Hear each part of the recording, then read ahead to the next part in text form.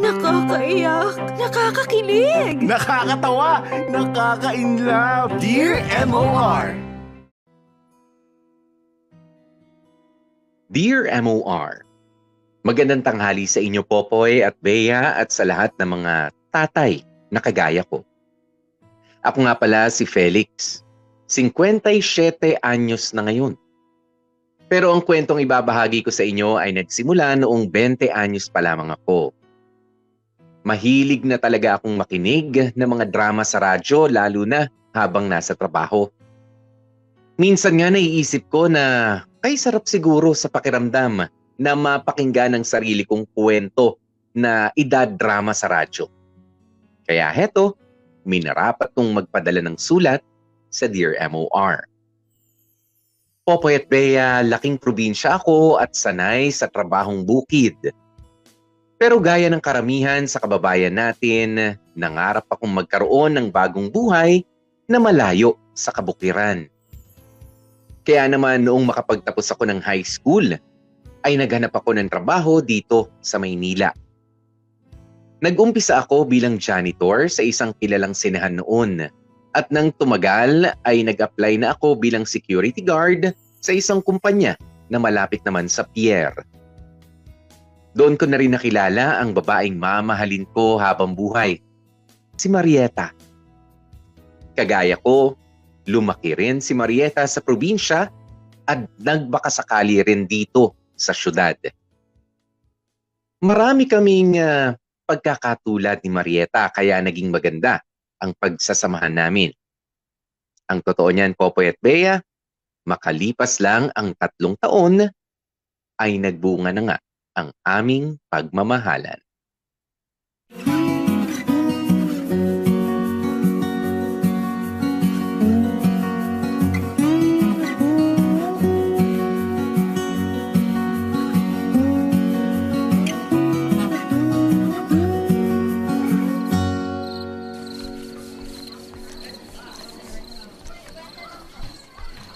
Ay, sa wakas, makakapagpahinga na rin. Napakadaming pinagawa ni Bossing. Mahal, nandito na ako. Mahal? Nasaan kaya yung babaeng yun? Ay, Felix, buti naman nakauwi ka na. Oh, bakit po? May problema po ba? Si Marieta, yung asawa mo. Pumutok na yung panubigan kanina kaya itinakbo na namin sa ospital. Po? Dalian mo! Puntahan mo na doon at walang kasama ang asawa mo. Kailangan din kasi namin umuwi at walang kasama yung mga bata eh. Sige po, may iwan ko na po kayo. Sandali. Kunin mo na yung motor ng asawa ko para madali ka makarating. Mukhang kailangan ka doon eh. Salamat po, Aling Noemi.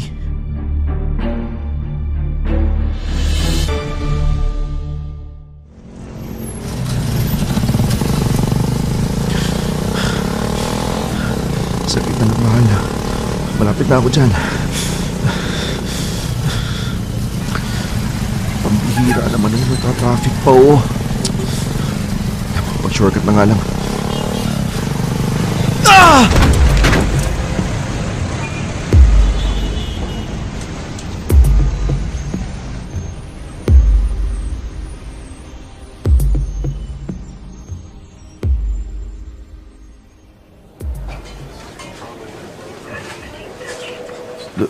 Dok, kumusta po yung asawa ko? Ako, iho, ano nangyari sa'yo? Ba't duguan ka? Na-aksidente ako sa motor, Dok. Oh, bakit ka dito numiretso? Dapat sa ER ka pinapunta. Hindi, Dok. Okay lang po ako. Yung asawa ko po. Kumusta po? Asawa mo? Marieta po. Marieta Abendan. Ikaw palang asawa ng pasyente. Opo, Dok. Kumusta po ba siya? Kumusta po yung anak namin?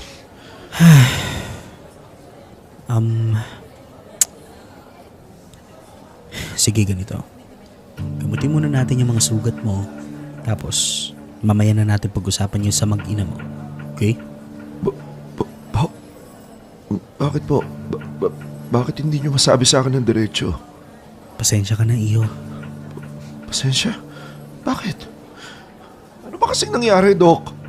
Ginawa naman namin lahat ng makakaya namin. Pero, masyadong komplikado yung pagbubuntis ng asawa mo.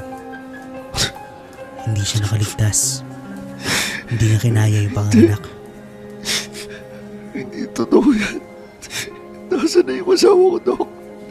Dok, gusto ko siya makita. Nasaan na siya? Marieta! Asawa ko! Yung anak namin. Kumusta po yung anak namin, Dok? Ligtas po ba siya? Para awa yun na sabihin yung ligtas siya. Ligtas naman at malusog ang bata. Pwede ka po ba makita ang mag-ina ko? Oo naman. Pero hayaan mo muna tingnan natin yung mga sugat mo para hindi na lumala yung pagdudugo.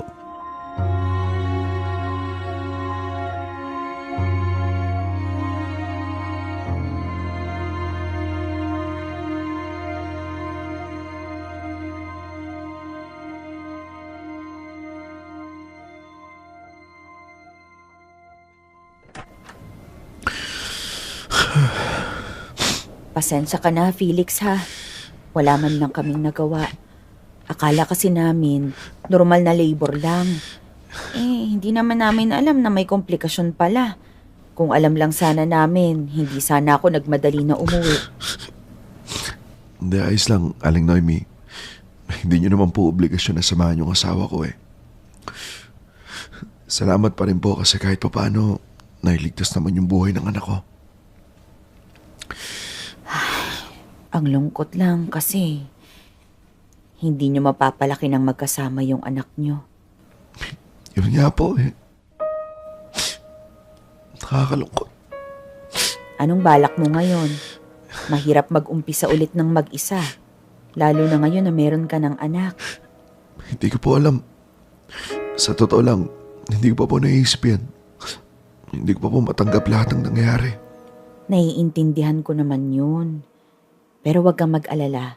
Kung may kailangan kang tulong, magsabi ka lang, ha? Baka sakaling may maitulong kami sa'yo. Salamat po, Aling Noemi. Salamat.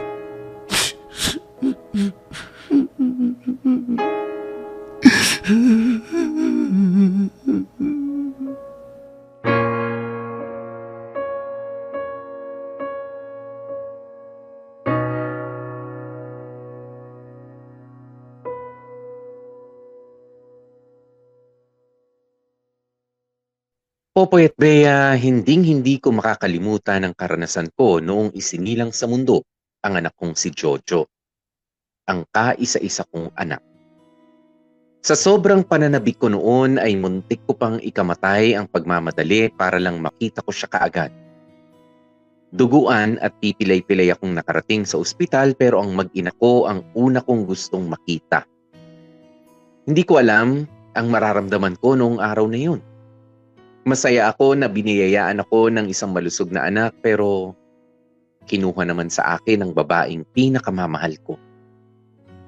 Gusto kong magluksa. Wala akong gahanang harapin ng mundo.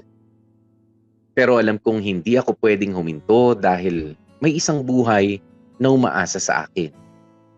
Kailangan kong maging matatag para sa anak namin nang yumao kong asawang si Marieta. Popoy at Bea, mag-isa ko ngang itinaguyod ang anak ko. Kinailangan kong matutunan kung papaanong mag-alaga ng bata dahil wala akong ibang maaasahan na katuwang noong mga panahong yon.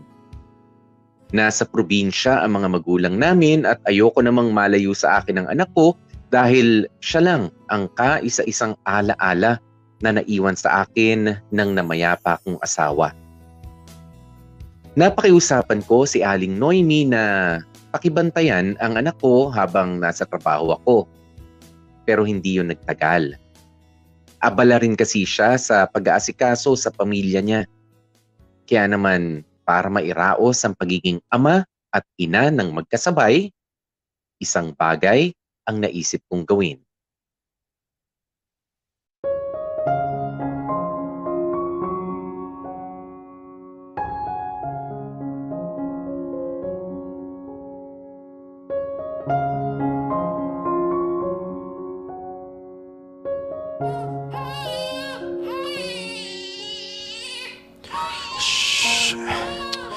Tana, anak. Shh. Tana. Ay, paano ba to? Bakit tayo magtumahan, anak? Ano ba nakakayangan sa mga dumadaan eh? Teka, pagtitimpla na lang kita ng gatas ha. Saglit lang. Ay, naku. Hirap naman itong sitwasyon ko, Diyos ko. Teka. O anak, heto na milk mo. Utatahan na yung baby na yan eh, no, ha? Gusto lang dumede ng baby na yan eh, no, ha? Ano, ha? Teka, ano yung naamoy ko, anak? Ay, naku naman, oo. Sabi ko na nga ba? Anak naman eh. Tapos mo lang dumumi kanina eh. Ay, magpapalitan naman tayo ng lampin mo. Naku po, may dumating pa. Naku, baka si bossing na yan. Sandali lang po. Diyos ko, paano ba to? Diyan ka muna baby ha. Bubuksan ko lang yung gate ha. Teka.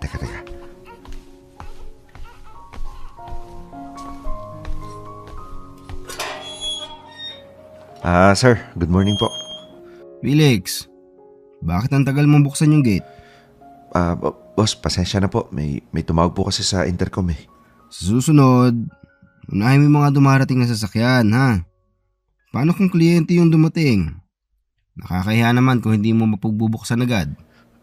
Opo, boss. Pasensya na po ulit. Naku po, lagot. Ano yun? Ba't may batang umiiyak? Ano kasi, boss eh? Huwag mo sabihin dinala mo yung anak mo. Sige na. Puntahan mo na at baka kung ano pa mangyari doon. Sige po. Ano ba naman yan, anak? Kung kailan dumating si bossing, saka pa umiyak ng malala. Asan ba yung lampin mo? Dito lang yun eh. Naku po. Madumi na pala lahat ng lampin mo, nak. Anong gagawin natin yan? Alam ko na. Gagamitin ko muna yung kumot ng karelyebo ko dito, ha? Teka. Saan na ba yan? Dito yun eh. Felix. Boss? Ano mo bang hindi mo dapat dinadala ang anak mo dito sa trabaho? Boss, pasensya na po Puto na po kasi yung lampin eh. Hindi ko pa mapalitan kasi marami na po lahat ng lampin niya dito. Bawal na bawal yung ginawa mo. Alam ko naman po, boss. Kaya lang, wala na po kasi akong maisip na ibang paraan eh. Wala ka bang pwedeng pag-iwanan sa anak mo? Wala po eh. Mga magulang ko po kasi nasa probinsya tsaka hindi po nila alam na tatay na po ako eh.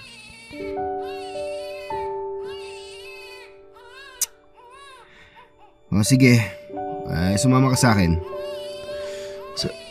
Saan po tayo pupunta, boss? Sa kantin. Pababantayan natin yung anak mo kay Kanena. Boss, nakakaya naman po. Huwag mo nang isipin yun. Ako nang bahalang kumausap kay Kanena. Kaysa naman hindi mo magampanan ng maayos ang trabaho mo bilang gwardya. Pasensya na po talaga, bossing ha. Wala na po kasi talaga akong mahinga ng tulong eh. Wala yon. Alam kong mahirap din ang pinagdadaanan mo eh. At saka kung gusto mo magstay na lang dito, pwede mong gamitin yung lumang barak sa tabi ng kantin. Para hindi ka na namumblema kung saan mo iiwan yung anak mo habang nagtatrabaho ka. Talaga, boss? Ako, hindi ko po tatanggihan yan, boss. Boss, salamat po talaga ha. Salamat po. Wala yon. Basta gampanan mo ng mabuti ang trabaho mo, ha? Opo, boss. Makakaasa po kayo. Salamat po talaga ng marami, ha? Sige.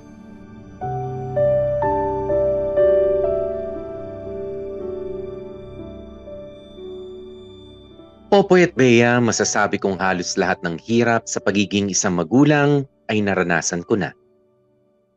Bukod sa pagtatrabaho para matustusan ang pangangailangan ng anak ko, ako na rin ang nagsilbing tagapag-alaga niya. Hindi ko naihanda ang sarili ko dahil buong akala ko ay may makakasama ako sa pagbuo ng pamilya. Hindi sapat na sabihing mahirap ang magpalaki ng anak ng mag-isa. Kung kaya ko lang na paramihin ang sarili ko noon para magampanan ang lahat ng tungkulin na yun, ay ginawa ko na. Salamat na lamang at napapaligiran ako noon ng mga taong may mabubuting kalooban.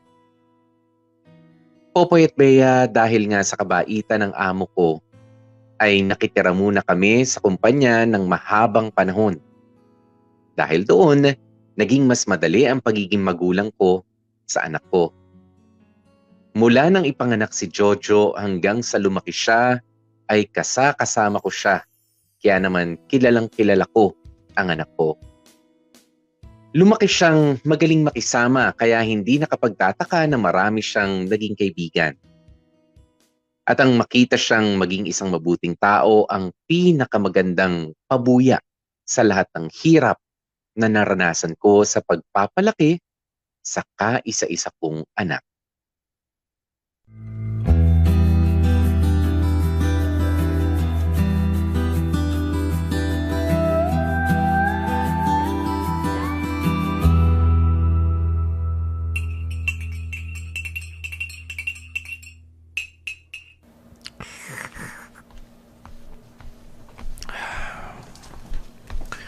Opa, magagabi na.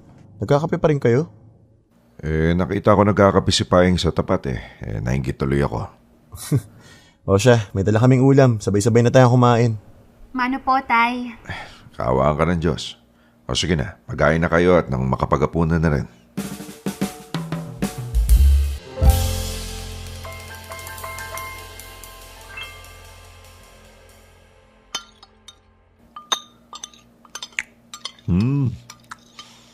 Sarap nitong ulam Saan ginabili to? Diyan lang po sa kanto. Dyan nga lang din ako bibili sa susunod. Papa, O bakit? may sasabihin po kasi sana kami ni Yula. Ano yun? Huwag mo sabihing mamamanhigan ka na. Makakatikim ka talaga sa akin, bata ka. Ano nga? Tarantado ka, sinasabi ko sa'yo. Mahirap maging batang ama, Jojo. Ilang taon ka pa lang? 19. Naku, wag na wag kang gagaya sa akin.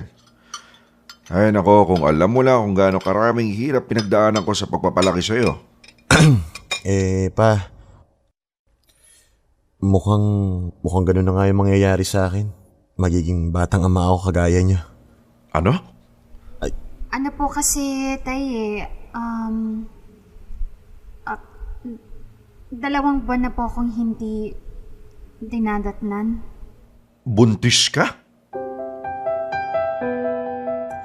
Magpapacheck up nga sana kami pa, kaso hindi pa namin nasasabi sa mga magulang ni Yula Abay, dapat siguro sabihin nyo muna sa kanila. Pa, balak sana naming sabihin kapag sure ng buntis si Yula. O hindi magpa-check up kayo para masigurong buntis nga. Kaso pa, Alam ko na sasabihin mo. Kailangan yung perang pampacheck up, no? Ayan ang sinasabi ko sa inyo. Masyado kayong mapusok. Mga wala naman kayong trabaho. Ako kahit na maaga ako naging ama noon, may sarili naman akong pera. Kaya kong bilhin yung pangangailangan mo noon. Ngayon lang naman to, Tay. Kapag nasiguro na po namin na buntis ako at kapag nasabi na namin yun sa mga magulang ko, baka makahingi din po ako ng sustento sa kanila. Ayun na nga Puro sa magulang lang kayo maasa. Dapat naghintay muna kayo na magkaroon kayo ng parehong matinong trabaho bago nyo pinaandar yung kapusukan nyo. Oo na pa, mali kami. Kaso andyan na yan Hindi naman namin pwedeng i-atras yan. Sa center muna kayo magpa-check up para lang makumpirma kung buntis nga si Yula.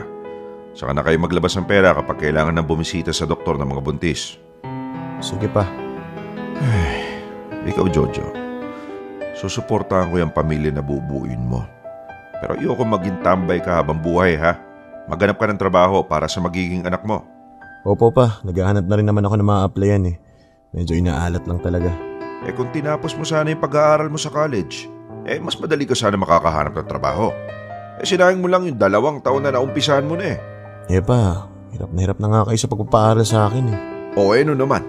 Obligasyon ko naman yun bilang magulang mo. Naaawa lang ako sa inyo kaya tumigil na muna ako. Kung talaga naaawa ka sa akin, Sana pinagbuti mo yung pag-aaral mo. Sana nagtapos ka muna bago mo pa iralin yung kapusukan mo. Pero sabi mo nga, nandyan na yan eh. Wala nang magagawa. Kaya ko suportahan ka at ang magiging anak mo. Pero hindi kita pwedeng konsintihin habang buhay. At ayoko rin na lumaki yung magiging apo ko na may tamad na tatay. Higit sa pera at material na bagay, mas kailangan ng anak mo na magandang halimbawa. Ipakita mong karespe-respeto ka bilang ama. Opo pa.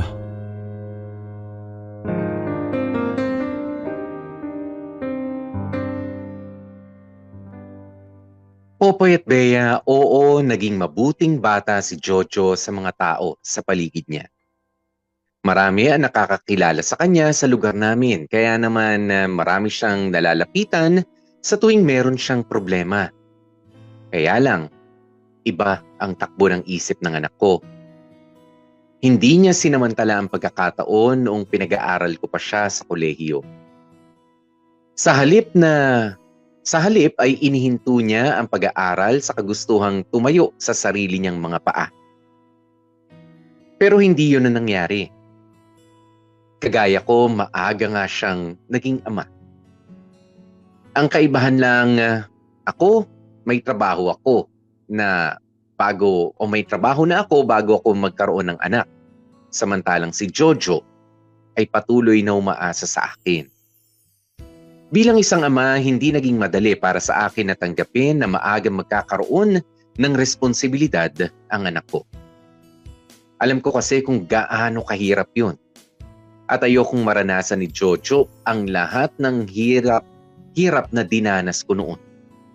Kaya naman ipinangako ko sa sarili ko na kahit anong mangyari, ay hindi ko siya tatalikuran, lalo na sa mga panahon na kailangan niya ng masasandalan. Hindi man natupad ang mga pangarap ko para sa kanya, hindi pa rin ako bibitaw sa pagiging isang mabuting ama sa kaisa-isa kong anak. Lalo na ngayong magkakaroon na ulit ng bagong miyembro ang pamilya namin. Dear M.O.R. Ang mga kwento ng puso mo. Dear M.O.R. Anak Apo. Popoy at Bea, maayos na naipanganak ni Yula ang anak nila ni Jojo. Wala pa silang sariling pera noong mga panahon na yun. Maraming kapatid si Yula kaya hindi rin siya makahingi ng malaking tulong mula sa kanyang mga magulang. Kaya naman para makaraos siya sa panganganak ay nag-apply ako ng salary loan mula sa kumpanya na pinapasukan ko noon. Salamat na lang talaga at napagbigyan ng application ko kaya hindi naging malaking problema ang mga bills sa ospital at ang pangangailangan ng aking apo. Lumipas ang 1 taon, Popoy at Bea, wala pa ring permanenteng trabaho si Jojo. Kung saan-saan lang siya dumidiskarte ng pera. Minsan bilang barker, may mga pagkakataon naman na nakakahiram siya ng tricycle sa mga kaibigan niya na siya namang ipinamamasada niya. Walang maayos na pasok ng pera. Walang katiyakan. Kaya naman naisipan ni Yula na mga ibang bansa para tustusan ang pangangailangan nilang pamilya. Ang apo ko namang si EJ ay pansamantalang inaalagaan ng mga kapatid ni Yula at doon na lamang siya dinadalaw ni Jojo para hatiran ng pambili ng gatas at kung ano-anong mga pangangailangan ng bata.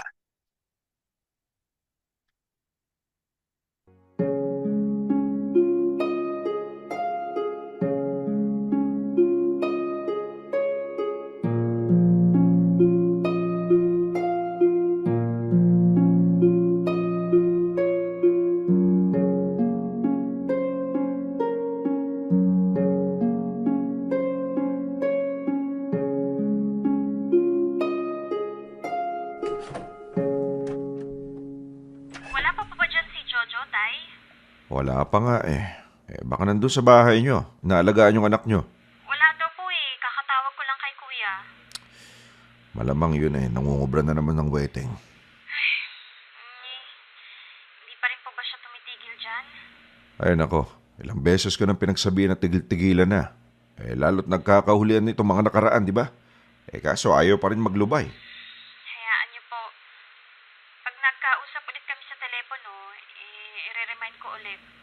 Ay sige, baka sakali makinig sa'yo. Sige tayo, tawag na lang ako ulit bukas. Maghahating gabi na po dito eh. Sige, mag-iingat kayo dyan, ha? Ay, sana naman kayo nagpunta yung damuhong yun. Sige, mamaya na lang. Daan na mo ako sa kanto, kita-kits. Saan ka na naman galing, ha? Diyan lang pa, kabilang barangay. Alam mo bang kakatawag lang ng asawa mo? Oo, sabi. Aba, hinahanap ka. Di ko naman alam kung nasan ka. Hindi ko tuloy alam kung ano sasabihin sa kanya. Alam ko naman nagpadala na ng pera. Sus, pera na naman. Tuwing tatawag ang asawa mo, puro pera hinahanap mo. Ganun talaga pa. Kaya nga siya nag-abroad eh. Kung kamustahin mo naman kaya yung kalagayan ng asawa mo? Hindi mo makakatawag yun kung hindi maayos ang kalagayan niya eh. Aba, Jojo, hindi porket nakakatawag ang asawa mo nasa maayos na siyang kalagayan. Hindi mo alam ang pakiramdam ng mag-isa sa ibang bansa at malayo sa mga mahal mo sa buhay. Ay, eto naman po tayo. Dapat nga ikaw ang naghahanap buhay para sa mag-ina mo. So, gusto niyo ako yung mag-abroad? Hindi yun ang ibig ko sabihin. Kung may maayos ka lang sana na hanap buhay, hindi sana kailangan ni Yula ng mga ibang bansa. Gumagawa naman ako ng paraan ah. Paraan? Anong paraan? Yang pagkubra-kubra mo sa illegal na sugalan na yan. Aba, Diyos ko, Jojo, walang permanente dyan sa diskarte mo na yan. Pansamantala lang naman to. Habang naghihintay na mas magandang trabaho kaysa naman tumambay lang ako. Paano kung madamay ka sa mga hulihan? Alam mo namang bawal yung sugal na yan, di ba? Pa, malakas ang kapit namin sa munisipyo. Hindi kami gagalawin ng mga bata ni Hepe. Ay nako, ewan ko sa yung bata ka. Ayaw mong maniwala sa akin. Ngayon lang to pa. Pag nakaipon na ako ng pera, titigil ko na to. Yun kung buhay ka pa nun. Si Papa, puro negative iniisip eh. Maliligo na nga ako. Alis ka na naman. Kailangan pa. Ay, hindi ko na alam gagawin ko sa yung bata ka. Tigil nyo na kasing kakaisip. Maaga kayong tatandaan yan eh.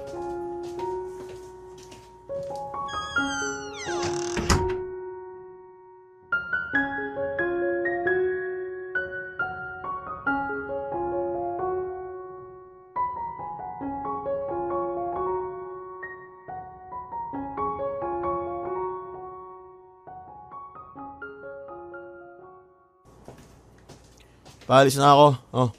Kunin nyo to, pambili ulam. Hindi ko kailangan yan. Idagdag mo na lang sa pambili ng pangangailangan ng anak mo. Sige, bahala kayo. Iuwi mo na dito si EJ. Ano? Iuwi mo na dito yung apo ko. Hindi po naman naaalagaan doon eh. Sino mag-aalaga dito? Di ako. May trabaho kayo, di ba? Panggabi naman ako eh. Sa umaga ako magbabantay sa kanya. Tapos sa gabi ikaw. Para mapilitan kang umuwi sa gabi. Hindi yung gala ka ng gala. Papa naman eh. Ang ayos-ayos ng lagay ng anak ko doon, kukunin ninyo. Maayos? Maayos ba yung hindi man lang siya naaalagaan ng magulang niya? Hindi naman ibang tayo nag-alaga sa kanya doon ah. Mga kapatid ni Yula yun ah. Mga kapatid ni Yula na may sariling pamilya. Hindi ka ba nahihiya? Pinapabantayan mo yung anak mo tapos ikaw nagbubuhay binata? Sige na. Kukunin ko na, matigil lang kayo. Puisit.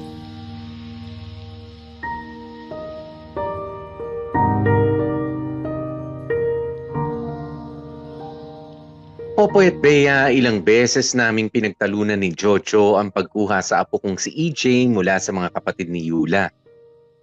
Ayaw niya kasing nasa puder namin ang bata dahil alam niyang hindi niya magagampanan ng pagiging ama. Lalo't halos wala, hindi na siya umuwi ng bahay. Kaya nang minsang makausap ko ulit sa telepono si Yula, ako na ang nakiusap na dalhin na lamang sa akin ang apo ko. At salamat naman sa Diyos. At pumayag siya. Samantala si Jojo naman ay ganun pa rin ang kalagayan. Walang maayos at permanenteng trabaho. Hindi ko nga alam kung papaano niya nagagawang tustusan ang sarili niya bukod sa paghingi ng pera sa asawa niyang nasa ibang bansa. Maayos naman ang naging kapalaran ni Yula sa ibang bansa, Popoy at Bea. Kaso nga lang, may mga kapatid at pamangkin din siyang tinutulungan kaya hindi siya nakakauwi dito sa Pilipinas sa takdang oras. Tumanggap siya ng mga racket sa Middle East kahit na paso na ang working visa niya. Sa madaling salita, naging TNT siya sa ibang bansa. Noong una ay naghintay lamang siya ng magandang pagkakataon para makauwi.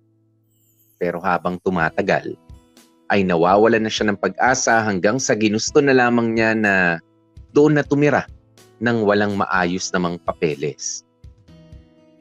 Nagbinata ang apo ko nang hindi man lang nasisilayan ng kanyang nanay. Sa telepono na lamang sila nakakapag-usap. Samantalang ang tatay naman niya ay palaging wala sa bahay. Lumaki ang apo kong si EJ nang walang magulang sa tabi niya.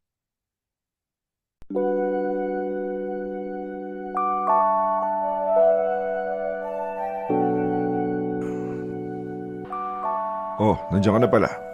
Mano po, Papa? Nagmerienda ka na ba? Opo, nilibre po ako nung isa kong kaklase. Ah, Papa, si Daddy po, hindi pa rin nakakauwi. hindi pa eh. Ewan ko ba dun sa ama mong yun? Kung kailan tumanda, saka pa nagbuhay binata. Bakit? May problema ba? Pwede mo naman sabihin sa akin na po. Papa, pinapatawag kasi si Daddy sa school eh. Bakit? May nagawa ka ba? Wala Oy, bakit nga? Basta pa, kailangan daw may pumunta na guardian ko. Kaso, sino ang pupunta? Si Mami, di na nakauwi dito sa Pilipinas. Si Daddy naman, di ko mahagilap kung nasaan. Hindi ba pwedeng ako na lang? Kayo po? Oo sana, kung pwede. Total, ako lang naman yung nanditong kasama mo eh. Okay lang sa inyo pa? Oo naman. Yay! Sige Papa, kayo na lang pumunta sa school bukas. Sige. Pero teka, ano muna yung kasalanan mo at bakit kailangan pumunta ang guardian mo? Basta. Punta na lang kayo bukas pa para makausap niyo yung advisor ko. Tapos bukas niyo na lang ako pagalitan kung papagalitan niyo ako. Bay, siraulong bata pala ito eh. Gusto pa yung pa-suspense. Sige pa, bihis muna ako sa kwarto.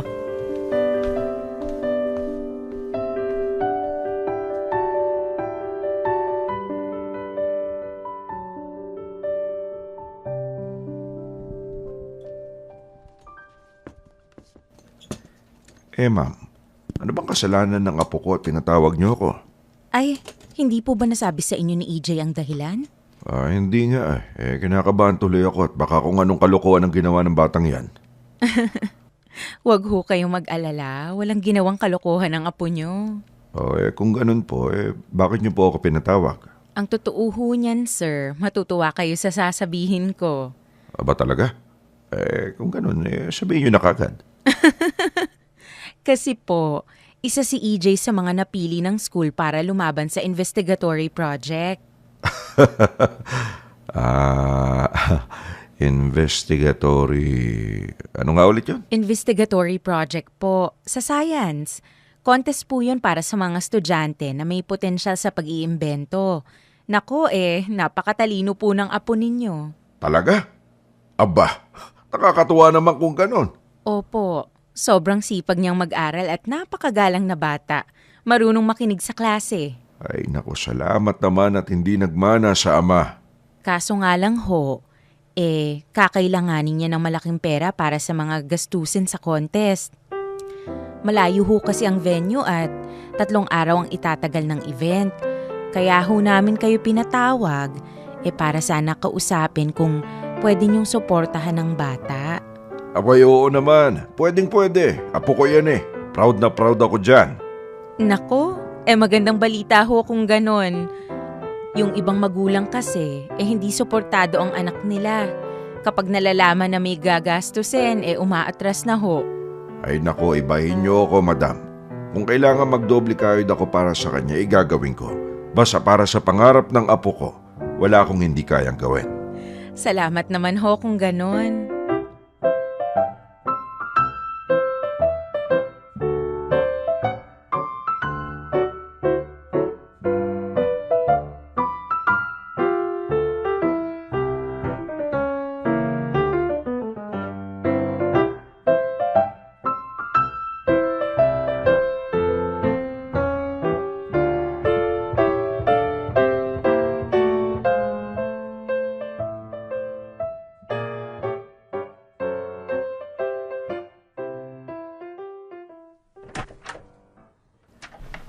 Ikaw bata ka, may pa-suspense ka pang nalalaman.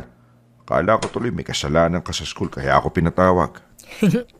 Gusto ko kasi kayo i-surprise pa. Ay, nako ka. Buti na lang good news yung ibinalita sa akin ng maestro mo. Talaga pa?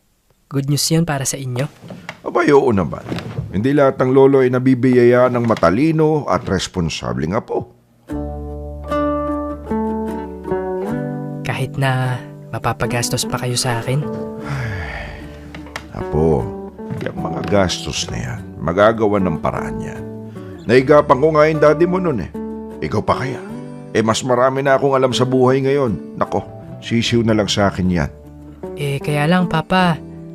Medyo matanda na kayo eh. Dapat nagpapahinga na kayo. Abay, malakas pa ako.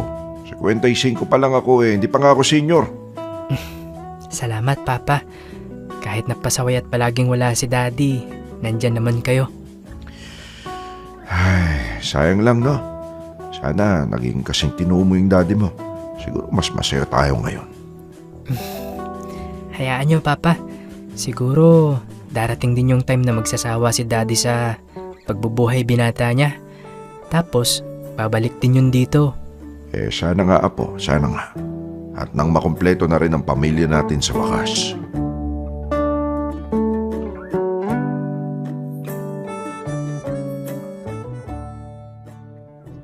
Popoy at Bea, hindi nga naging sapat ang mga pangaral ko para mabago ang anak kong si Jojo. Tuloy pa rin siya sa pakikipagbarkada kahit na meron na siyang sariling pamilya. Maluwag na rin sa dibdib kong malaman na nagagawa niyang tumayo sa sarili niyang paa. Pero yun nga ang problema eh. Sarili niya lang ang iniisip niya. Nakalimutan niya ng meron siyang anak, ang apo kong si EJ, na umaasa sa kanya. Hindi ko lubos maisip na lumaki ng ganun si Jojo matapos ang lahat ng paghihirap ko para sa kanya. Ni hindi man lang niya nagawang alagaan ang sarili niyang anak. Malayong malayo sa pag-aaruga at sakripisyo na ginawa ko noong bata pa lamang siya. Popoy at Bea, gabi-gabi akong nagdarasal sa Panginoon na sana ay hipuin niya ang puso ng anak ko at tuluyan na siyang bumalik sa amin. Na sana ay mapag-isip-isip niyang napakahalaga ng responsibilidad niya bilang isang ama. Na sana ay maranasan niya rin ang galak na naramdaman ko sa pagpapalaki ng isang anak. Pero lalo namang naging malayo sa amin si Jojo. May mga buwan na hindi na siya umuuwi. Ang alam lang namin kung kani-kaninong barkada na siya sumasama. At ang ilan sa mga kaibigan niya ay di hamak na mga mas bata pa kesa sa kanya.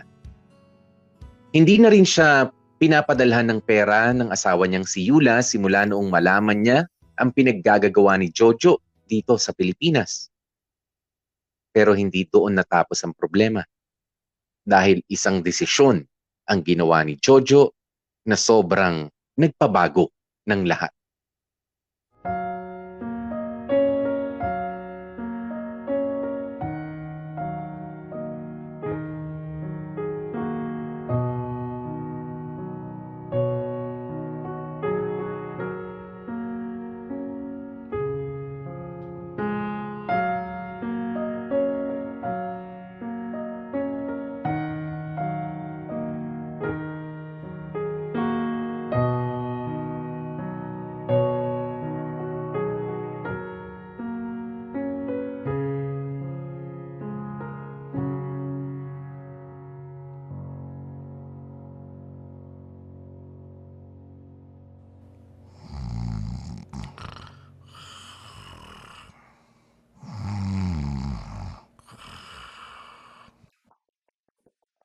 Papa!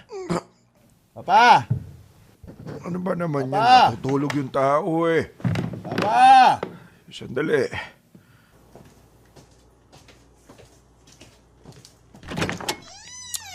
Ay, sa wakas. Akala ko hindi nyo na pagbubuksan eh. Abay, buti naman. Naalala mo pang umuwi. Kuha lang akong damit. Ano? Alis na ako dito. Anong aalis? Bakit? Saan ka pupunta? Basta. Hoy, Jojo, umayos ka nga. Kung umasa ka, parang wala kang anak ah. Di lang naman ako magulang nun eh. Teka, nasa na ba yung batang yun? Nasa eskwelahan, malamang.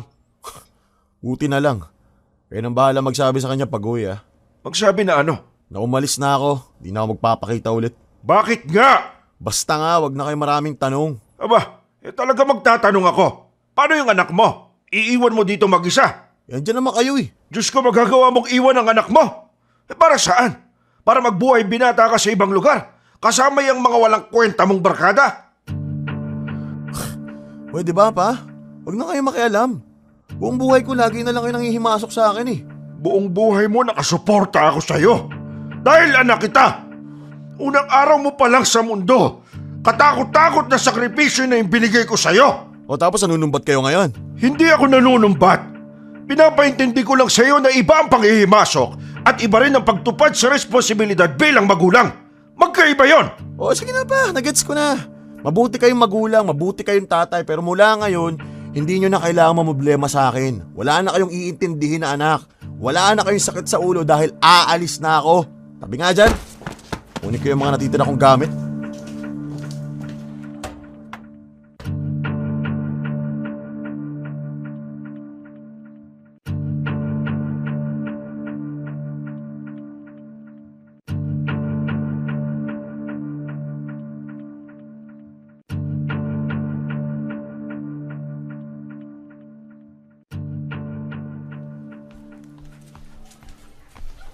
Papa!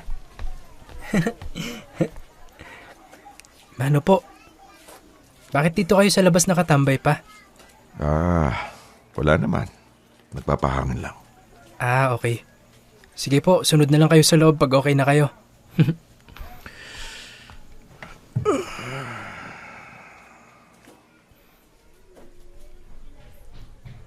Papa? Papa? Bakit ang gulo ng cabinet ni Daddy? Bakit wala na yung mga damit niya doon? Papa, anong nangyari? Pa! Si daddy mo, iniwan na tayo. Iniwan? Paanong iniwan? Kinuha na niya lahat ng gamit niya. Kaya hindi na siya babalik. Pa.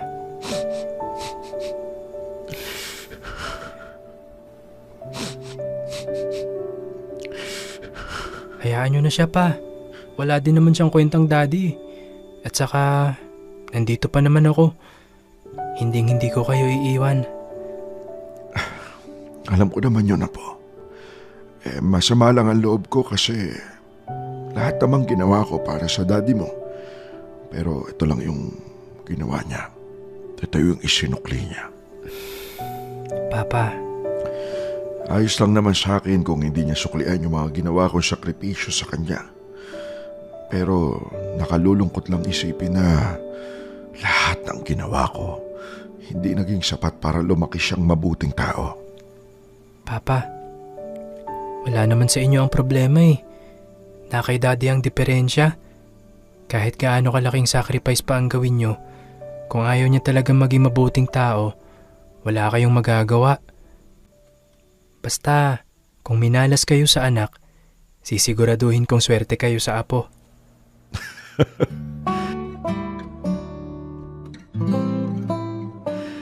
Salamat, Apo. Kahit papano masasabi kong makakapag-iwan ako ng isang mabuting tao dito sa mundo. Bigaw man ako bilang tatay, tagumpay naman ako bilang lolo. Sa tinami-dami ng pinagdaanan ko, ikaw ang pabuya sa akin ng mundo.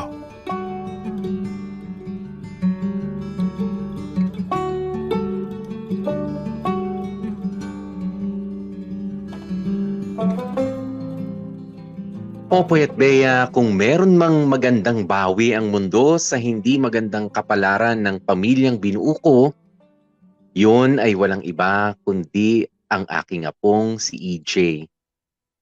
Malayong malayo siya sa ugali ng kanyang ama. Akala ko matatapos na kay Jojo ang pagiging ama ko. Pero salamat na rin sa Diyos at binigyan niya ako ng panibagong dahilan para gustuhin gumising sa bawat umaga. Binigyan niya ng karugtong ang buhay ko. At totoo nga ang sabi ng iba, kung masarap maging tatay, mas masarap ang maging lolo. Higit pa sa doble ang malasakit at pag-aaruga na handa mong ibigay. Lalo na sa sitwasyon ko. Wala na akong asawa kaya naibubuhos ko ng buong buo ang pagmamahal ko sa nag-iisa kong apo. Popoy at Bea, simula nang umalis ang anak kong si Jojo, ay hindi na namin siya ulit nakita ng personal. Sa online na lamang kami nagkakausap. Mukhang maayos naman ang kalagayan niya pero hindi namin maiwasang sumama ang loob dahil para bang napakadali lang para sa kanya na talikuran ang pagiging tatay sa kanyang anak na si EJ.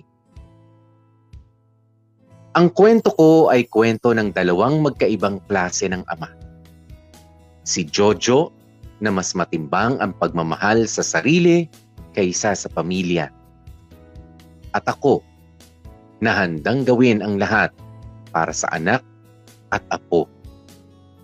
Hindi ko sinasabing naging masamang tatay ang anak ko. Pero pwede kong sabihin na mahina siyang klase ng ama. Ang hiling ko na lamang siguro ay sana ay hindi lumaki ang apo kong si EJ na kagaya niya. Hanggang dito na lamang Popoy at Bea.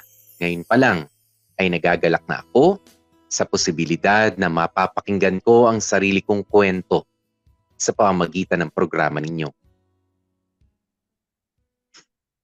Nagmamahal ng lubos, Felix. Dear M.O.R. Ang mga kwento ng puso mo. Dear M.O.R. Anak Apo.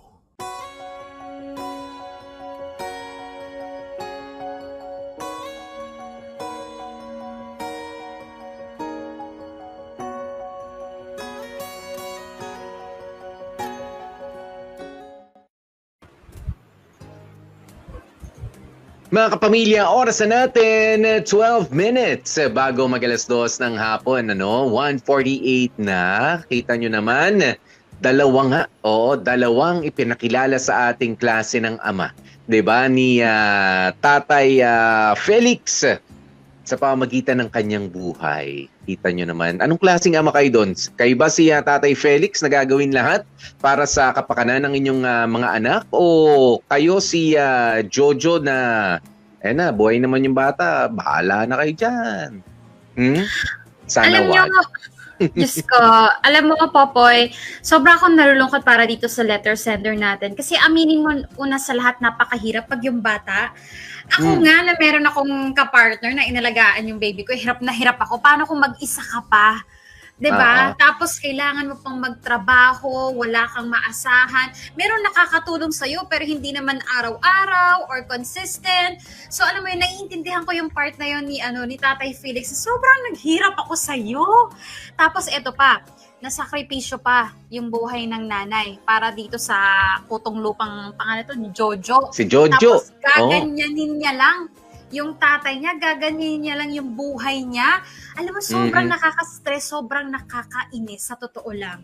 Hindi ko, alam mo, pag nakita ko talaga tong Jojo na to, babatukan ko talaga to. Alam mo yung, kunin ko yung kaluluwa, sasampalin ko, babalik ko yung kaluluwa. Parang gano'n. Kaluluwa na talaga. Hindi ba pwede? Pisngi na lang. Tuktukan mo na lang siguro. Mas masakit pag kaluluwa para matauhan. Although hindi naman natin pinopromote ang violence dito sa ating programa. Pero 'di ba, yan nga yung sinasabi, no? Yan din yung naiisip ko bilang isang ama, Bea. At feeling ko marami rin naman na 'di ba, maging di bali nang hindi kayo mayaman, di bali nang hindi ka top notcher sa eskwelahan, hindi baling hindi ka ang pinakamagaling, pero maging mabuti kang tao. 'Di ba? Yun yung maging mabuti kang tao. Kasi kapag sinabi mong mabuting tao, hindi lang yung mabuting makisama, hindi lang, pagka sinabi mong mabuting tao, mabuti kang anak, mabuti kang kapatid, mabuti kang kaibigan, mabuti. Kahit hindi ikaw ang pinakamagaling, hindi yung may tinatalikurang kang responsibilidad. Hindi ho ba? O, di bali nang medyo mahina ang utak mo, sabihin na natin, di bali anak, walang problema dyan. Basta ikaw ay mabuting tao, hindi ka sakit sa ulo. Kaso yan, paano yan? Sige nga, marami nga siyang kaibigan, pero yung sarili niyang pamilya, sarili niyang anak, tinalikuran na. Paano yan? Wala nga sinabi sa atin na merong bisyo, sabihin na natin nagdodroga, itong barkada actually. Jojo, di ba? Barkada lang pero ibig sabihin, kung hindi man sila nagdodroga, salamat. 'Di ba? Pero siguro hindi pa rin maganda 'Di ba? Hindi pa rin naging maganda na yung set of friends niya. Kasi kung yung set of friends niya ay concerned sa kanya, pare umuwi ka na, kailangan ka nung anak mo. Kailangan ka namin dito siguro sa mga racket natin, pero hindi umuwi ka muna, mas kailangan ka ron, anak mo yun Dugot laman mo yun Siguro isa yan na Popoy sa sa resulta ng pagkakaroon agad ng anak o responsibilidad sa batang edad, 18. Although, hindi pa rin yun excuse. Kasi tingnan mo nga si Tatay Felix, bata rin naman siya nung nagkaroon ng nung nagkaroon ng Jojo Kaso ang pinagkaiba nila, nagsikap kasi umpisa pa lang itong si Tatay Felix. Etong si Jojo, well, hindi naman natin pwedeng sabihin na na-spoiled ni Tatay Felix para maging ganyan, nagkaganyan. Pero agree ako dito sa sinabi ni Sergio na yung ganitong klaseng kwento, nagpapatunay daw na kahit gaano man naging mabuting magulang sa mga anak mo, hindi ka nakakasiguro na magiging katulad mo sila. Yun nga yung isa sa mga Popoy mystery ng isang pagiging magulang. Naging mabait ka naman, binigay mo naman lahat, pero bakit nagkaganon yung naging resulta? So, alam niyo, para sa mga magulang na katulad ni Tatay Felix, sometimes wag niyo pong sisihin yung sarili niyo. Kasi nung ginawa niyo po yung pag ang bata kasi yung tao pinapanganak, meron na yung sariling may mga bagay yan na namamana sa atin, pero meron na yung sariling identity sa DNA niya, meron na sariling pag-uugali at personalidad yan. Kaya minsan kahit na gaano nga bait natin, pag-aalaga natin, kung nakaano na sa katawan niya, sa utak niya, na ganito ang magiging ugali niya, wala po talaga tayong magagawa. Nagkataon lang na kamalas-malasan, alam mo yun, hindi nilabanan ni Jojo yung mga temptations of having fun, living the life of a binata pa din and everything. Kasi tingnan mo, yung asawa niya, medyo naging spoiled din siya doon. Yung asawa niya yung naghanap buhay. Padala lang ng padala ng pera. Kaya ayan, ang sarap din tuloy ng buhay nitong si Jojo. Hindi niya pinukol yung sarili niya na siya yung magtrabaho para sa pamilya, no? Yan yung isa sa mga nakaka-stress nga naman talaga. May mga lalaki na kiniklaim nila na lalaki ako yung bahala sa pero alam mo yun, hindi man lang ako ang padre de pamilya, ako malakas, pero hindi man lang makatrabaho, di ba? Makapag-provide ikaw malakas? Pwede ba maglaba? Ikaw maglaba? Sakit yung ko O magluto ka na. Alam mo naman, hindi naman ako marunong magluto Kinakaliskisan ba yung baboy? Diba hindi pa nakaliskisan yung baboy Binabalahibuhan yun. Hindi kinakaliskisan yun. Kaya. Pero yan, totoo yun. No? Pag-usapan natin saglit nga yung sinasabi mo na it's a mystery kung papaano nga mga mababait na mga magulang o maayos naman pagpapalaki sa bata ay hindi garantiya. 'Di ba? Karamihan sa atin ang sinisisi rin is the environment, yung ginagalawan ng mga tao. But I don't think so. 'Di ba? Totoo 'yun na naka-program na sa atin yung kagandahang loob, pero yung pagiging masama, I don't think so. 'Di ba? Kasi nasa sa atin kung saan, alam mo, pagka tinuruan mo ang tao na maging mabuti, yun at yun yung mapoprogram Yun yung matatanim sa utak niya, yung responsibility, yung yan nga, yung pagiging ama, ayan. So, ako ayokong sisihin itong si Tatay Felix. Okay? Ayoko siyang sisihin, 'di ba? But maybe, just maybe, at some point, meron siyang naibigay na sobra at hindi, kumbaga, Dapat in-appreciate na lamang ni Jojo, pero sa kanya parang hindi, ni-spoil naman ako ni tatay. Mahal ako ng tatay ko eh. Alam mo yon, yung ang tao alam niya na wala naman siyang ibang choice kundi ang mahalin ako, ibigay sa akin ang lahat dahil kami na lang ang magkasama. Kaya kung sakasakali, 'di ba, na kayo ay merong magulang na katulad ni Tatay Felix, 'di ba, na pwede niyong abusuhin, 'di ba? Pwede niyong anong tawag mo rito? Kumbaga ay mamimihasa, 'di ba? Yung mamimihasa ka sa mga hinihingi mo sa kanya. Alam nyo, pinahihirapan nyo yung buhay nyo. Kung sakasakaling ganyan. Yung bang ang hinahanap lagi ng katawan is yung convenience. Diba? Huwag nyo hanapin yung convenience, yung hindi kayo mahihirapan. Gusto nyo nakahiga lang, o kaya kaya ni tatay yan, kaya naman to ni ano. Papaano? I mean, kahit naman sa mga atleta, diba? Kahit pa sabihin mo na magaling ka mag-basketball ngayon, kailangan mo mag-practice. 'Di ba? At kapag hindi mo pina-practice yung sarili mo kung papaano nga ba ang maging responsable sa loob ng inyong tahanan, papaano ang maging responsable bilang isang anak, and in the future maging isang magulang, papaano ka pagkadating nung pagkakataon. Ganyan yung nangyari dito kay Jojo. Sa tingin ko, hindi na yung pagkukulang ni Tatay Felix dahil alam natin, 'di ba, na ibinibigay. It's just that itong si Jojo ang merong malingang tingin sa kanyang utak na hindi ako pababayaan tatay ko. Which is totoo naman, hindi ka pinabayaan. Pati nga anak mo. Anak mo nga But you don't take it that way para sa mga katulad ni Jojo. Nagkamali ba si Tatay Felix? Of course not. 'Di ba? Nandun lamang siya sa mga pagkakataon na kaya niya at meron siyang maibibigay. 'Di ba? At kailangan niyang ibigay yung pagmamahal, yung atensyon, yung mga pangaral, nandun siya.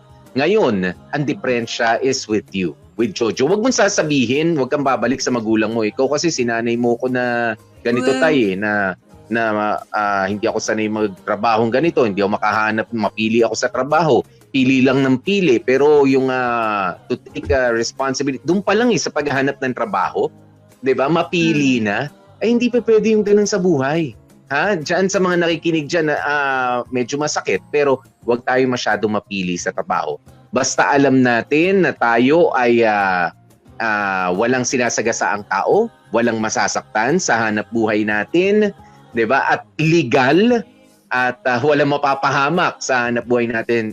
Just go, 'di ba? Maliit man yung sahod, maliit yung wala ka nang makain, wala ka mai-provide sa anak mo, mapili ka pa. 'Di ba? Syempre pumili ka, basta maayos, basta walang mapapahamak. 'Di ba? Pero legal. Sa mga katulad nitong ito yung mga racket lang si Jojo. Yan yung mahirap.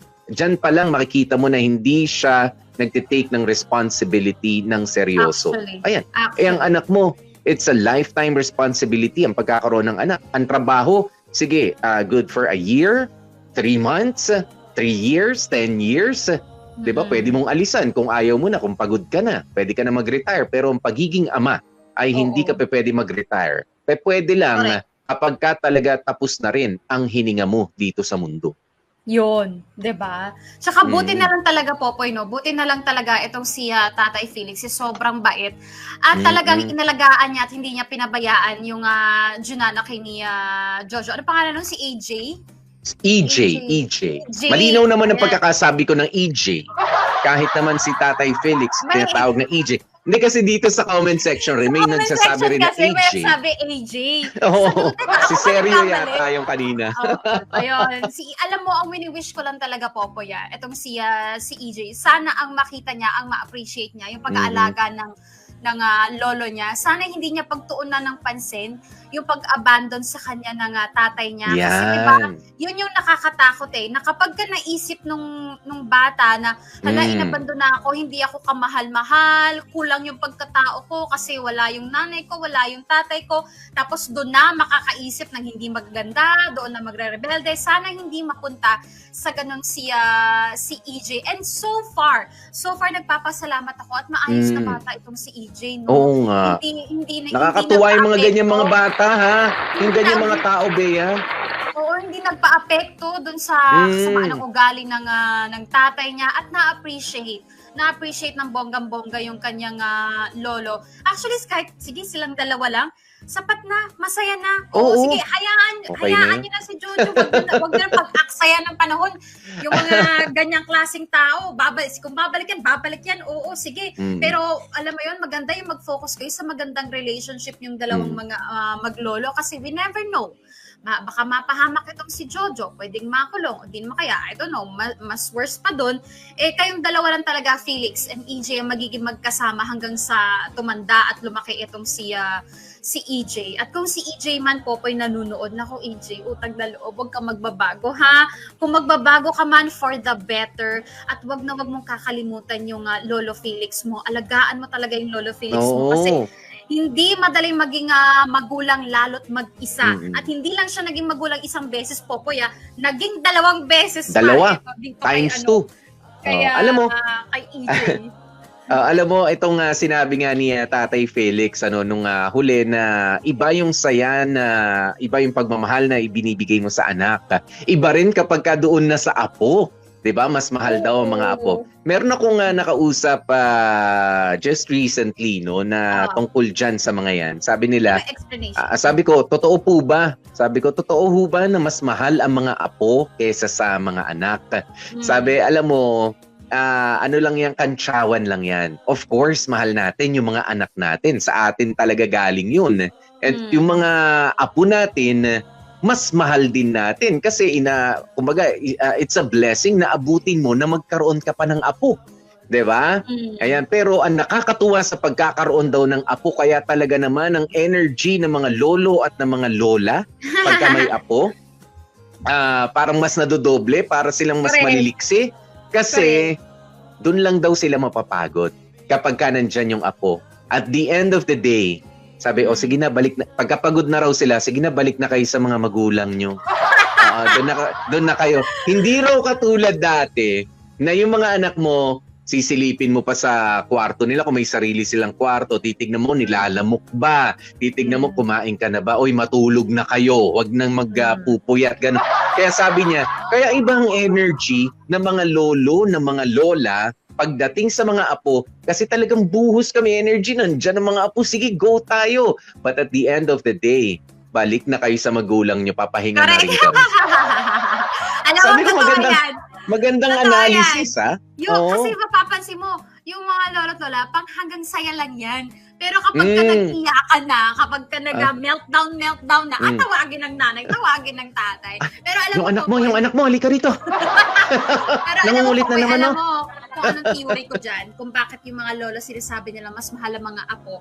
Kasi, sila bilang magulang, nakita na nila yung ugali ng mga junanaking nila. Alam mo yun, nangunsumi na sila, parang napuisit na sila, nabuhos na nila lahat ng pasensya nila, nakita nila yung kasamaan ng ugali ng anak nila kung meron man. Kaya alam mo, pero pagdating sa apo, syempre yung mga apo mabait din yan sa masama lang yung apo dun sa magulang nila, sa sarili nilang magulang. Pero pagdating sa lolo't lola, ang babait na mga yan, aminin mo. So, nagsama yung dalawa. Diba? Yung mga lolo't lola at yung yung apo, yung silang dalawa, grupo masaya. Yung magulang nasa gitna, yun yung naghihirap. Oo, ayoko na lang mag-tag ng mga anak, ha? Ng mga pangalan ng mga anak, ha?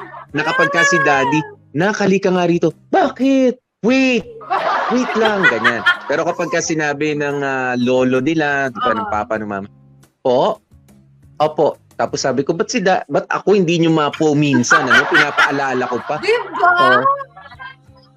Di ko ma-explain. Ba't ganito itong mga bata? Alam kasi nila na kapag mabait sila, may premyo, may prize, o ipapasyal, bibilan ng ganito-ganyan. Pag tayo kinalola. Pag naging mabait sa atin, ay buti naman, naging mabait ka. Oo. Hindi, tsaka ako iba. Ako iba, Bea. Ibang appreciation ko sa mga anak ko. Halimbawa, nautusan ko yung pangalawa ko, si Athena. Nak, maghugas ka ng mga plato. Ganyan. Mautusan mo siya. Hindi niya pinag-iigi. Matalino, parang tatay. Hindi niya pinag-iigi ang paghugas ng plato. Kasi kapag na-impress ako na ang bilis at malinis yung paghugas ng plato, sige na ka, bukas ulit, ha? Hindi, bukas ulit. Siya na yung Kaya hindi niya yata ginagalingan. Akala niya, hindi ko naiisip yun. I'm sorry, naiisip ko yun. Oo. Kasi di ba pagka ginalingan mo sa isang bagay, o sige, ikaw na laging ganyan. Ginalingan mong kumanta, ikaw lagi ang pakakantahin. Ikaw ang magaling maghugas ng plato. Ikaw lagi maghuhugas ng plato. Matalinong bata. Matalinong bata. Oo. Nakakatuwa. Yung panganay ko, nak, magwalis ka nga dyan sa ano. Dodi mo, magwalis. Yan tayo eh. Pero pagka meron naka-ready na pansit canton dyan, walang kukuha niyan. Pakiwalis muna dyan sa labas. Ang gagaling magwalis. Ang gagaling. Ang galing. Alam mo yung mga dahon na nalaglag sa puno? Simot lahat. Simot lahat. O nagulat pa nga ako nung nakaraan dahil pati yung mga dahon sa puno. Wala. Hoy! Hindi pa nalalaglag. Wag mo naman munang... sa atin naman... Advance mag-isip. Advance. Galing. Sabi, Daddy, mana ako sa'yo eh. Alam ko naman babagsak din yung mga yan eh. Hinahan ko na. Diba, At yun yung anak ko, si AJ yun. Pilosopo rin. Pilosopo. Ang galing nga naman talaga. Yung mga, alam mo, I am looking forward to those kind of situations, Popoy. Kapag kayong junanakay ko na mauutusan ko na ng bonggang-bongga. Actually, ngayon pa lang, tigas na ng ulo eh, no? Sarap kurutin din minsan itong junanakay ko eh. Si Elise. Si Elise, ano pa yan? Yan, mauuto-uto mo pa. 'Di ba? Mga bata mauuto pa. Ayan, pero kapag ka medyo talaga kailangan talaga hindi lang mauto mautusan na. Ganun dapat ang mga bata. You take time to give them responsibilities.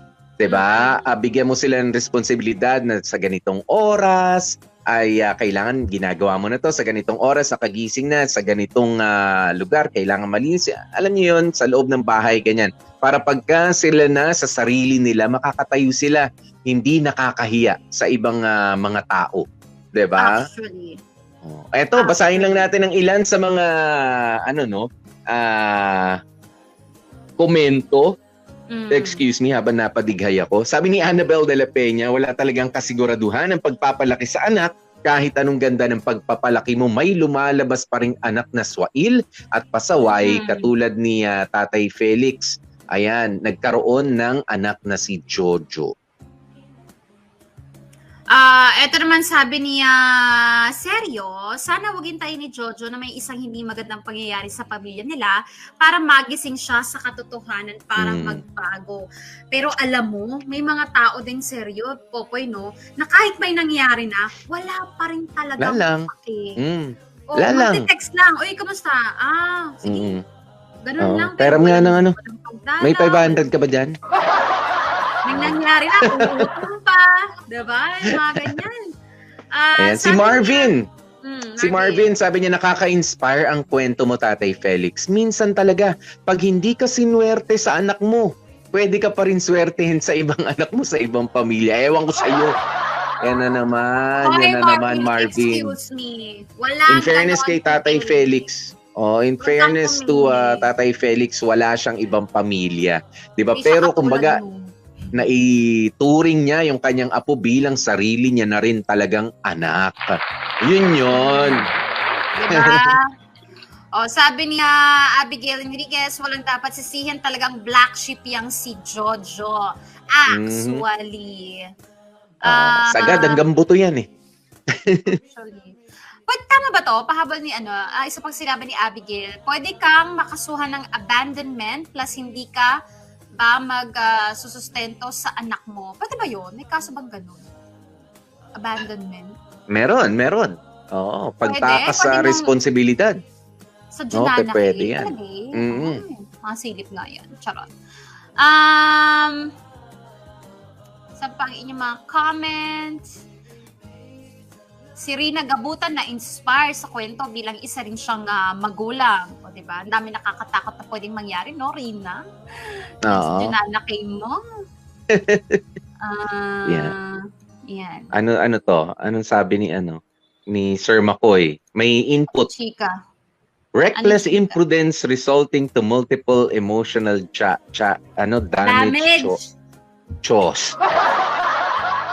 Alam mo, Makoy, may kuryente na ba kayo? At chimichika. Ganado na ulit. Oo. Chika-chika ka dyan, ha? Tanong, may kuryente na ba kayo dyan sa Bulacan? Chika ka ng chika Oo. dyan. Ay nako. Pero maraming salamat po no sa maraming mga nag-share sa ating story for today. Ito nga po yung post Father's Day natin, special naman, 'di ba? Na inihahandog para sa mga ama ng tahanan, haligi ng tahanan. Nagpapaalala sa atin na manatili po kayong matatag, 'di ba? Matibay at maasahan sa maraming mga responsibilidad. 'Di ba katulad ko, ako na-inspire ako sa katulad ni Tatay Felix dahil aaminin ko, Bea, yung ginawa niya para dun sa anak niya si Jojo, hindi ko kaya 'yon. 'Di ba? Yung nag-security guard siya tapos bit-bit yung Bit-bit, anak. yung anjirap. Oo, sa imagination ko, sa ganung sitwasyon, parang hindi ko kakayanin 'yon. Pero alam mo kapag ka nandyan na, kakayanin mo eh. Nang dahil sa pagmamahal. 'Di ba? Nang dahil sa pagmamahal. Ang dami na naming pinagdaanan din ng mga anak ko, ng 3 mga anak ko, no, lalo na yung panganay ko, marami masyadong eksena si AJ. Oo. Hindi, pero no joke na bagok yung ulo ng anak ko. Isa yun sa nakakangatog, nakakahilo, na ang sakit sa ulo na experience bilang isang tatay. Stress level mo. Iba yun. Oo, batang-bata yun. Ay, nako.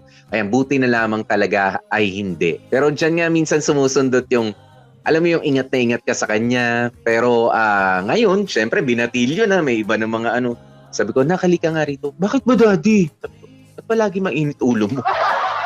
Sabi ko, alam ko yung anak kong babae, yun ang magkakaroon ng menstruation. Pero bakit parang ikaw? Alam mo, nakakunot ng gano'n. Bakit po, Daddy? Tinawag lang kita. Kasi ako parang gusto ko lang yakapin. Dito na ako. Pakis naman. 14 years old. Sabi ko nga, kasing tangkad ko. Pero, ganun ako lumaki. Ganun ako pinalaki. So, but you just don't expect. Ito naman yun. Ito naman para sa isang magulang rin na katulad ko at para sa iba mga nakikinig. We just don't expect na yung mga anak natin ay magiging katulad natin. Just let them be. Diba? Let them be themselves. Diba? Kung papaano sila. Basta, syempre, merong guidance galing sa atin. Oo. Yun nga yung sabi ko kanina, dapat ang paalaala natin ay hindi sila yung pinakamagaling, pinakamabilis, pinakamalakas, pinakamatalino, No, wag nating ibigay sa kanila yung pressure na yun. Diba? Ang i-pressure natin sila kung papaano maging mabuting tao. Diba? Kung papaano maging mabuting makisama. 'Di ba? Para kahit nga kako mahina ang utak mo, okay lang. Kasi maraming tutulong sa iyo kasi mabait ka. Kasi mabuti kang makipag-usap, 'di ba? Magalang. 'Di ba? Hindi ko hinihingi 'yun. Oo, sana 'yun yung matutunan ninyo. But of course, sabi ko nga, we don't expect na magiging replika natin sila dahil ibang tao rin ang mga anak natin sa atin. Dumaan lang sila sa atin. Diba, binigay na responsibilidad, pero hindi sila tayo. Ibang tao yung mga anak natin. Iba yung makakasama nila sa mga nakasama na natin noon. Iba yung magtuturo sa kanila sa mga, sa katulad mo na maraming pagkakaiba, but be there to guide them, not to control them. There's a big difference. Yun.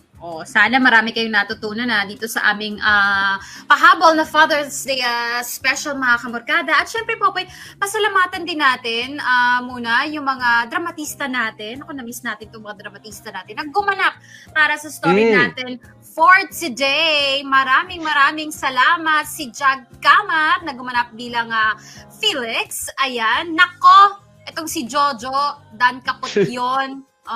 O si EJ, napakabait, Warley Alagaw. O Yula, ako pala yan. At si Manang Noemi, Kenneth Ansero, ang doktor na kalmadong-kalmado, si Chan Palma. At yung boss na akala ko lasinggero, mabait naman pala, Makoy Marcos. At syempre, nandyan yung teacher nating si Jamie Rubio. At ang nagsulat po ng storyang ito, maraming salamat sa iyo, Warley Alagaw. And of course, ang nag-edit, Jaco Loco. Ayan. Yeah. Thank you so much, Thank everyone. Ay! Bite ni Bossing. Bait ni Bo. Akala ko, manununtok kasi dinala yung anak Pero mabait naman pala Bait. Bait. Sinwerte rin si Tatay Felix, no? Sa mga taon nakasalamuhan niya. Buti na lang. No? Pero pag may bata kasi talagang involved Popoy, kahit na minsan talaga lalambot yung puso. No? Dapat naman talaga. At mga kamorkada, syempre bukas makakasama pa rin natin yung mga dramatista natin. At meron tayong Patikim Team. Ano nga ba mapapakinggan natin for tomorrow? Ngayong Webes sa Dear MOR. Pero somehow I understand. It's not your fault. Meron lang talaga akong mga bagay na kailangan na hindi kayang ibigay ng taong hindi nakakaintindi sa sitwasyon ko. Hashtag Dear MOR. Ang gagaling. Galing. Ang gagaling. Okay. May lamok. Ang gagaling. Nakuha niyo pang pumasok sa eksena. Ha? Paalis na lang kami, ha? Mukhang mai-stress tayo bukas. Ang gagaling, ha? Anyway, yan po mga kamarkada, bukas magsama-sama po ulit tayo. And of course, Diyos ko, paabutin nyo hanggang Friday yung inyong yung inyong pagiging present dahil sa Friday meron tayong celebrity special kaya abangan niyo. Yan. Kaya naman, nako, sa oras nating 2:15, magpapaalam na po kami at magpapasalamat. At syempre, ako po si DJ Popoy, that's my Guapopoy. And of course, Gorgeous B, Bea po. At ang lagi naming paalaala ay stay safe, stay healthy, at kahit ano nga po mangyari mga ka-family, please, stay happy. Bye-bye!